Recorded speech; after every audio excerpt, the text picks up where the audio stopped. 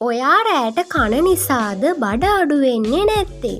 එහෙනම් ඔයාට අද මම කියලා දෙන එක බීලා බඩ අඩු කරගන්න පුළුවන්. මේක හදාගන්න ඔයාට ඕනි වෙනවා මුරුංග කොළ අතෙන් එකක් වගේ.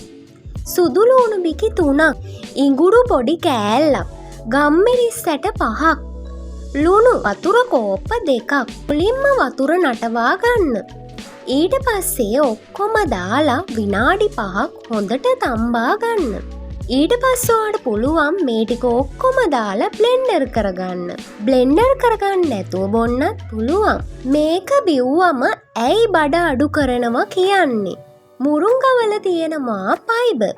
බඩ පිපෙන එක නවතිනවා. ඉඟුරු ගම්මිරිස් නිසා රෑට තැම්පත් වන මේ දෙය දිය වෙනවා. කැලරි අඩුයි. ඒ නිසා බඩගින්නත් පාලනය වෙනවා. ඔයා මේ සුප් එක හදාගෙන රෑට නිදියන්න පැය එකකට කලින් උණුසුම්ම බොන්නකෝ. සතියට දවස් 5ක් බොන්න. උදේට ඔයාට වෙනසක් තේරෙයි.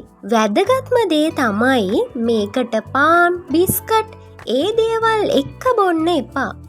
එතකොට වැඩක් වෙන්නේ නෑ. සීනි කිරි දාන්නත් එපා. එහෙම දැම්මොත් කැලරි ප්‍රමාණය වැඩි වෙනවා.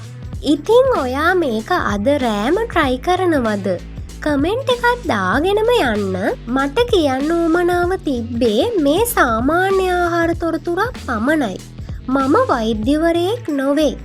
මේ මගේ අත්දැකීම් සහ මම සොයාගත් කරුණු. ඉතින් ඔයාට ලෙඩක් තියෙනවා නම් වෛද්‍යවරයෙක් හමු වෙලා උපදෙස් ගන්නත් පුළුවන්.